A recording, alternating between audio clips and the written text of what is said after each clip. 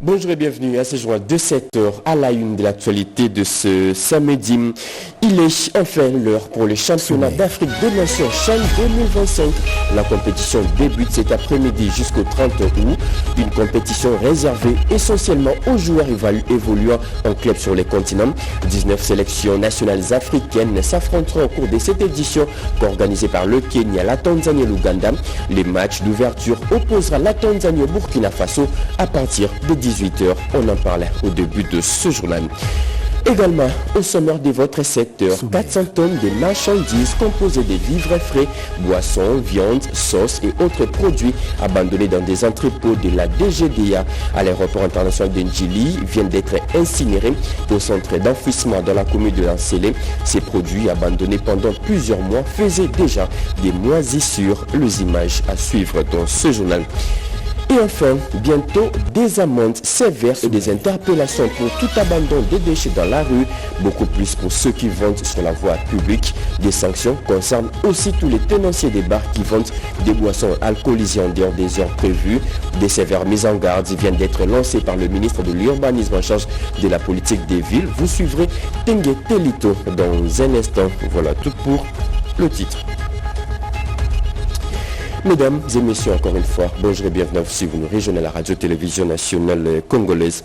Je le dis au sommaire, il est enfin l'heure pour le championnat d'Afrique des Nations CHAN 2025. La compétition débute cet après-midi jusqu'au 30 août. Une compétition réservée essentiellement aux joueurs évoluant en club sur les continents. 19 sélections nationales africaines s'affronteront au cours de cette édition organisée par le Kenya, la Tanzanie et l'Ouganda. Les matchs d'ouverture opposera la Tanzanie au Burkina Faso aujourd'hui à partir de 18h. Casé, dans le groupe A, l'RDC joue contre le Kenya demain à partir de 13h heure de Kinshasa. Des vivants perturbent la quiétude des morts. Des maisons sont construites en plein cimetière. Pas facile de retrouver les sépultures des proches. Hier, le 1er août, à l'occasion de la fête des morts et des parents, la rédaction a aussi réfléchi sur la condition de vie des hommes, des vieillards et sur la prise en charge des parents. C'est une réflexion de Gaëtan Magalano. Regardez. En ces 1er août, la RDC commémore la fête de parents, de vivants et ceux qui sont dans l'au-delà. Et ces moments de recueillement et de reconnaissance posent la problématique de la prise en charge de parents, surtout ceux du troisième âge, la part de l'État, la viabilité de hommes de vieillards, parents aveugles et lits domicile au croisement de Tuileries et Triomphal pour Mondier, sont-ils finalement les oubliés de la société? Certains visitent de tombes pour les entretenir, une manière de faire montre de leur attachement aux parents partis. De tombes qui cohabitent parfois avec de vivants dans une anarchie totale foulant aux pieds le caractère sacré de mort. Le 1er août institué pour valoriser le parent interpelle notre conscience au sujet de nos géniteurs. Plusieurs cimetières totalement nettoyés hier dans la capitale, balais, pelles, bêches et machettes en main. Les vivants ont cerclé, désherbé et assaini les abords des tombes où reposent les membres de leur famille. C'est la tradition du 1er août, date choisie pour célébrer chaque année la journée des morts. Rodépanda était au cimetière de la Gombe pour faire les constats. Le 1er août, très tôt le matin, enfants et parents sont allés visiter le cimetière où reposent les âmes de ceux qui ont quitté ce monde pour honorer leur mémoire. Un train de sarclage et autres matériels en main, tout était là pour nettoyer et rendre salubres les tombeaux, dernière demeure de ces êtres chers.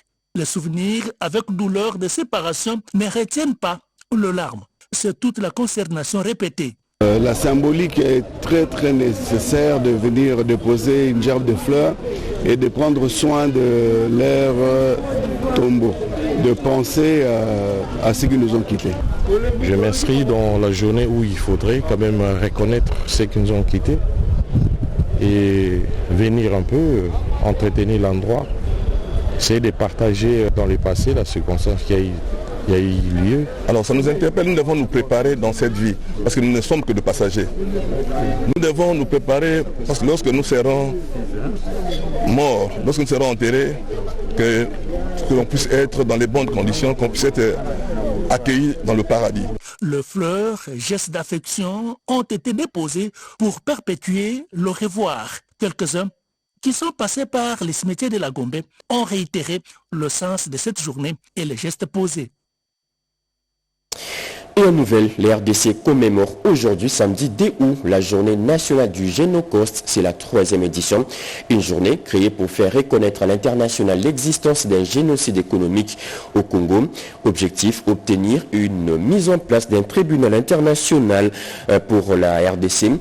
Cette cérémonie organisée par les FONAREV et la CIAVAR sera présidée sauf imprévu par le chef de l'État Félix Antoine Tshisekedi Tshilombo. D'autres détails dans nos prochaines éditions.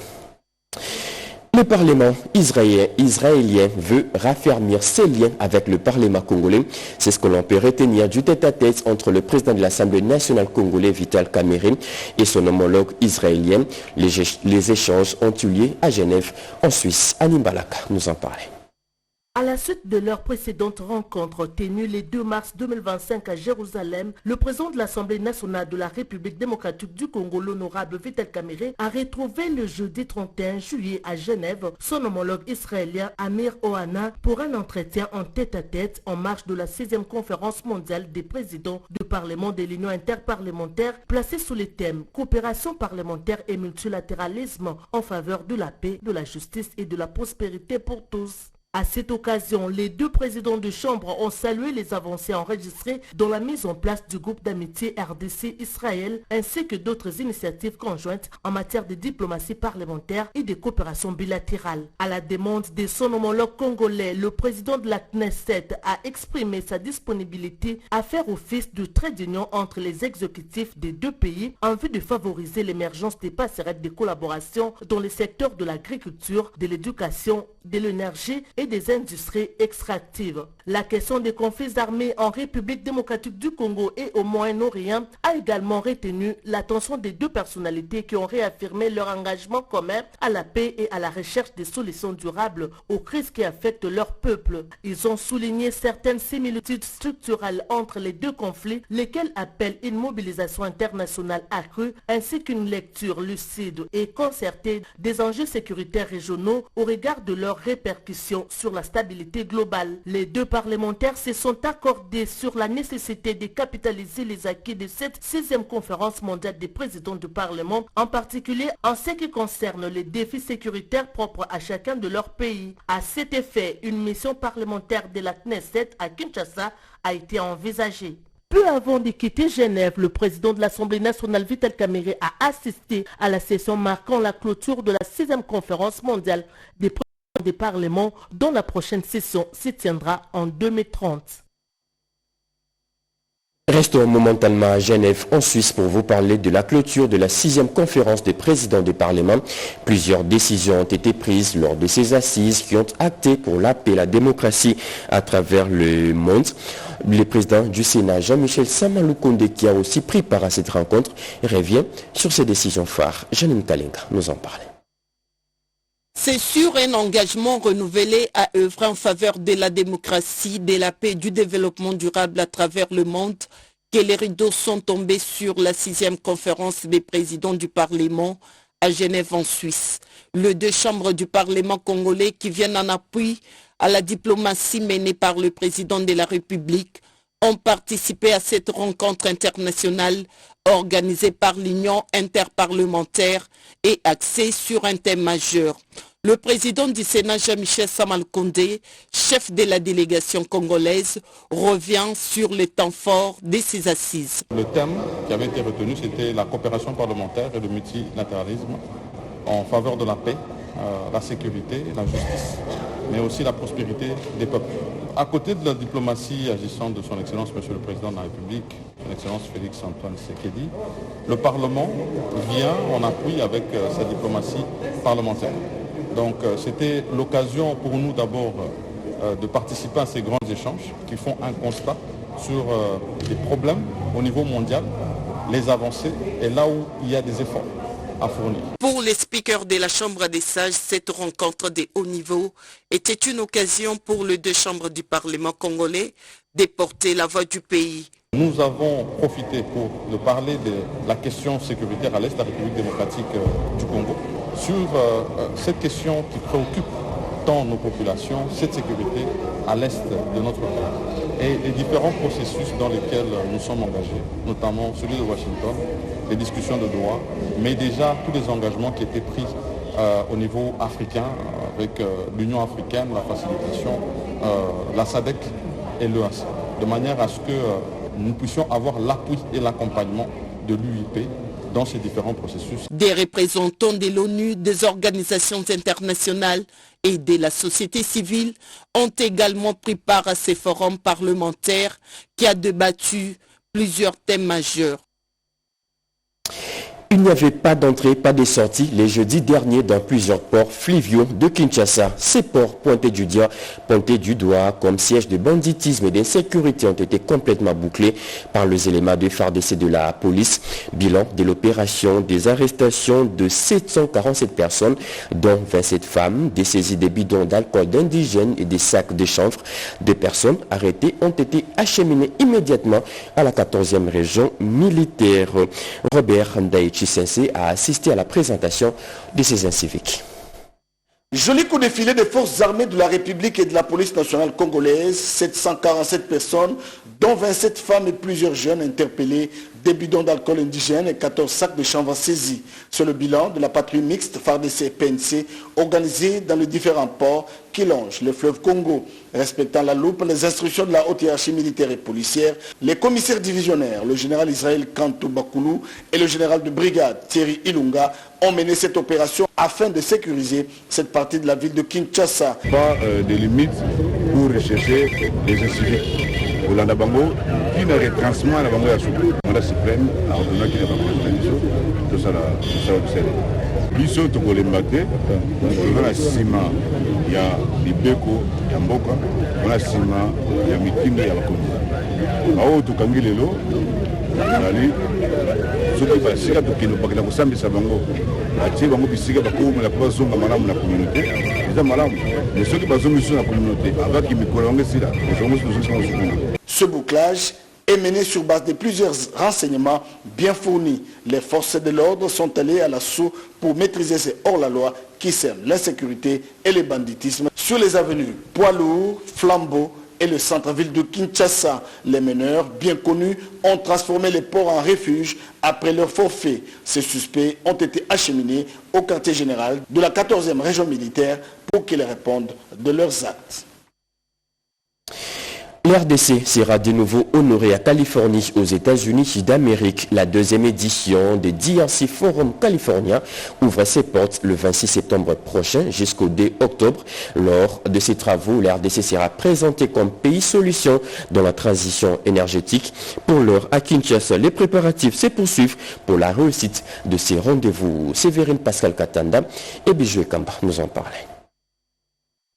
Du 26 septembre au 2 octobre 2025, la Californie, aux États-Unis d'Amérique, accueille la deuxième édition d'IRC Forum California, une plateforme unique qui met la RDC en vitrine et la positionne comme pays solution dans la transition énergétique. Une action pour relier ces ressources critiques aux innovations du monde pour des partenariats durables et équitables. Les préparatifs de ce grand rendez-vous se tiennent à Kinshasa avec l'organisation de la Fédération des entreprises du Congo en partenariat avec African Equity Investment Group et le support de Silicon Valley.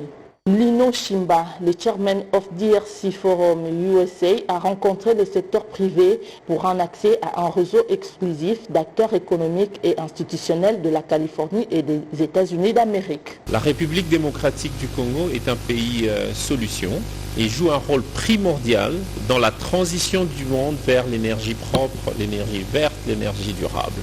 Donc il est important de mettre tous ces acteurs ensemble. DRC Forum California permettra la création des alliances stratégiques qui peuvent transformer les opportunités en projets concrets entre les deux pays.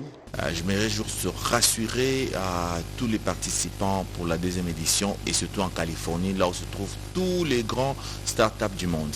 Croyez-moi que tout ce qui est d'ici est vrai et va être fait. Le chairman Lino Shimba a eu une rencontre pour les mêmes objectifs avec le ministère et les institutions concernées. Des changements à la tête de la Ligue de femmes Anamongo. Cette ligue a un nouveau comité dirigeant qui a été installé hier pour un mandat de 5 ans. Robert Ndaye.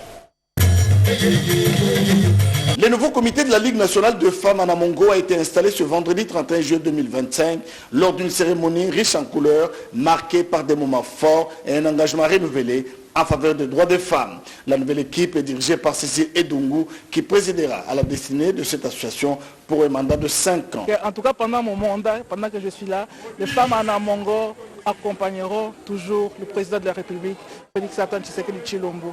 Plusieurs personnalités de représentants d'organisations féminines ont répondu à l'invitation. La nouvelle présidente, Cécile Edungu, a présenté sa vision pour promouvoir l'égalité de sexe et le développement des femmes dans tous les secteurs de la société. Le secrétaire permanent de l'Union sacrée de la Nation a reçu les trophées destinés au président de la République, Félix Antoine Tshisekedi Tshilombo, champion de la masculinité positive. Tout le monde le sait, ce président est le premier à avoir accordé à la femme une place qu'il n'avait jamais eue depuis l'indépendance de notre pays. Vous savez, le président de la République, non seulement il a nommé une dame aux hautes fonctions de Premier ministre de la République, chef du gouvernement, mais également vous pouvez voir tout autour des femmes d'exception nommées à des fonctions importantes et même à des postes qui étaient généralement réservés aux hommes. André Mbata et les autres intervenants ont salué l'importance de ces titres honorifiques qui représentent une avancée significative vers l'égalité de sexe dans les plus hautes sphères de décision en République démocratique du Congo. L'occasion a permis de raffermir les liens, de parler de nos cultures, de nos valeurs, de nos traditions. Le président de la République peut compter sur l'apport de la LINA pour la cohésion autour du chef de l'État, champion de la masculinité positive pour le retour de la paix en République démocratique du Congo. Autre titre annoncé à l'ouverture de ce journal, 400 tonnes de marchandises composées de vivres frais, boissons, viandes, sauces et autres produits abandonnés dans des entrepôts de la DGDA de l'aéroport international d'Indjili viennent d'être incinérés au centre d'enfouissement dans la commune de Lansele. Ces produits, abandonnés pendant plusieurs mois, faisaient déjà des moisissures et devenaient très dangereux pour l'environnement. Yvette Makuntima nous en parlait. Près de 400 tonnes de déchets incinérés au centre d'enfouissement d'Empassa dans la commune de Lansele. Il s'agit ici des produits et marchandises issus de la vente aux enchères initiée par la Direction générale des douanes et accises qui du reste ont été abandonnés dans les entrepôts de l'aéroport international d'Indjili. Un amas de ruines susceptible de polluer l'environnement. Nous avons eu pratiquement 12 000 kilos de vivres frais qui sont passés dans le centre d'enfouissement. Donc on a dû détruire cette marchandise par enfouissement. Nous avons eu de la viande, du poisson, des sauces, parce que cette viande pratiquement s'est abîmée depuis plusieurs mois et il a fallu que la DGDA puisse venir s'impliquer dans cela parce que les importateurs ont pratiquement ne se sont plus présentés. Diverses marchandises en tout cas que nous avons eu à détruire, mais ça commençait à prendre de l'espace dans les différents entrepôts, raison pour laquelle nous avons pu désengorger et aussi aider à ne plus qu'il y ait une pollution dans ces entrepôts. Incinérer ces produits, acte apparemment anodin, mais qui a recueilli l'accord des instances compétentes. Bientôt, des amendes sévères et des interpellations pour tout abandon des déchets dans la rue, beaucoup plus pour ceux qui vendent sur la voie publique. Des sanctions concernent aussi tous les tenanciers des bars qui vendent des boissons alcoolisées en dehors des heures prévues. Des sévères mises en garde lancées par le ministre de l'Urbanisme en charge de la politique des villes lors de son échange avec le responsable de la police, des bourgmestres et des chefs des quartiers. Louisiane Sakala et J.R. Kabamba ont assisté à ces échanges. La ville de Kinshasa doit revêtir sa plus belle robe d'antan et tous ceux qui sont appelés à mettre en œuvre cette démarche sont interpellés. Le ministre délégué à l'urbanisme en charge de la politique de la ville, Didier Tengetelito, a réuni le jeudi 31 juillet 2025 les chefs des divisions de l'intérieur, sécurité et décentralisation, le commissaire divisionnaire de la police, les bourgmestres, les chefs des quartiers, les délégués des ministres de l'environnement, de l'économie, industrie et autres pour mettre chacun devant ses responsabilités. Les instructions en fait, qui émanaient du 53e Conseil des ministres, où son excellence M. le Président de la République avait fait un état alarmant de la ville de Kinshasa et c'est lié à l'insalubrité. Ce matin, on a reçu la police, les différents ministères, et aussi les représentants de la ville, pour notamment traiter de ces problèmes liés en fait justement problèmes liés à l'insalubrité. Et d'ici lundi, on sera aussi avec le bourgmestre et avec les autres institutions aussi. Nous sommes encore dans la phase de sensibilisation pour prévenir toute personne qui vend sur la voie publique, le domaine public de l'État, qui en sort ou qui déverse ces immondices, les amendes seront sévères et les interpellations s'en suivront automatiquement. Nous profitons aussi par rapport aux tenanciers de bar qui vendent des boissons alcoolisées en dehors des heures qui sont autorisées par l'ordonnance du 31 mars 75, qui dit que les boissons alcoolisées peuvent être vendues tous les jours, du lundi au vendredi de 18h à 23h, samedi de 18h à minuit, dimanche et jour férié de 11h à minuit. À chaque niveau de responsabilité, l'action doit primer et les résultats doivent être mesurables, a martelé Tengetelito. Accès aux soins de santé pour tous, c'est le thème débattu lors des 3 journées de réflexion organisées au centre hospitalier Tshisekedi Tshilombo dans la province du Haut-Katanga. Des journées organisées à l'attention du personnel de cette formation hospitalière Rodépanda. Tradition respectée encore une fois de plus à l'université de Lubumbashi, faculté de médecine, avec la collaboration de la faculté de sciences pharmaceutiques. 3 jours consacrés au thème accès aux soins de santé pour tous, appuyé par un sous-thème défis et solutions pour garantir des soins de santé équilibrés. Ce sujet a été abordé en 3 thématiques, notamment les pathologies gynécologiques, l'ontologie et l'hématologie. La particularité de cette édition, c'est la solution trouvée à ces pathologies avec des réponses idoines grâce à la mise en place du centre hospitalier Tshisekedi Tshilombo de la Caisse nationale de sécurité sociale, le professeur Kaya Mulumba, au département de santé publique de l'université de Lubumbashi et président urbain de l'ordre des médecins dans le Haut-Katanga, connaît bien le CHTT et souhaite les partenariats entre la faculté de médecine et cette formation hospitalière de la CNSS. Madame Chibangu Shimatu Laurence Sandra, administrateur gestionnaire du centre hospitalier Tshisekedi Tshilombo, a salué la matérialisation de ces bijoux avec l'implication personnelle du chef de l'État, une structure sanitaire qui fait la fierté en Afrique centrale et en RDC en particulier, mais également au ministre de la Santé pour son impulsion imprimée dans ces centres. Sans oublier le directeur général de la Caisse nationale de sécurité sociale, Charles Moudiaï, qui ne cesse de mettre les moyens qu'il faut pour son bon fonctionnement, pense élargir les ouvertures à d'autres partenaires de soins, d'abord dans le Haut-Katanga et ensuite pour l'ensemble du pays, la RDC. Et enfin, le professeur Malemba Ntsakila Gilbert, secrétaire général académique en charge de la recherche scientifique, a exhorté les participants à mettre en musique le résultat de ces échanges réalisés avant de déclarer la clôture. Toujours dans le secteur de la santé, une équipe du ministère est arrivée à Gungu dans la province du Kwilu pour étudier comment renouveler un contrat visant à subventionner plusieurs structures de la santé dans le cadre du partenariat public-privé. Encore une fois de plus, Rodépanda.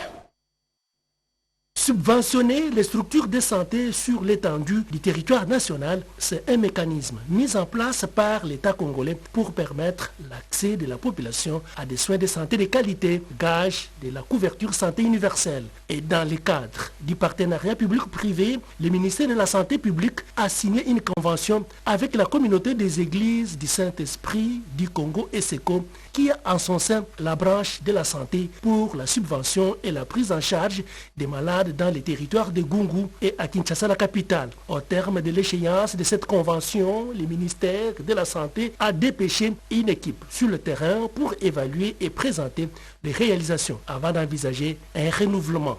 La convention est à terme.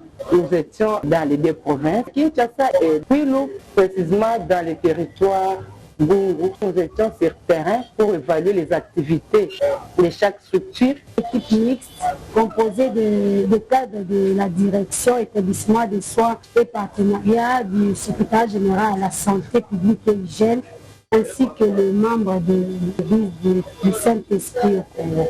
Si cela est jugé positif, il y a possibilité d'une nouvelle convention entre le gouvernement par le biais du ministère de la Santé publique. Satisfaction de la communauté ESECO et CONEICO pour les objectifs atteints dans cette convention. On nous a fait des remarques qui étaient pertinentes. Nous avons pris acte de toutes ces remarques.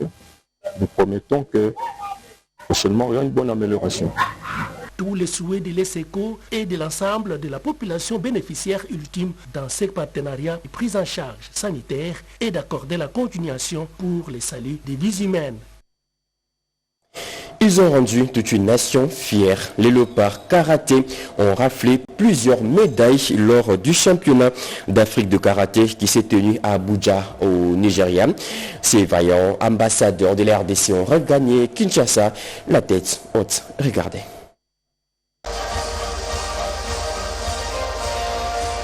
Il a fait retentir l'hymne national de la RDC pour la première fois au championnat d'Afrique. Il a écrit son histoire sur les annales du karaté congolais. Nathan Kanit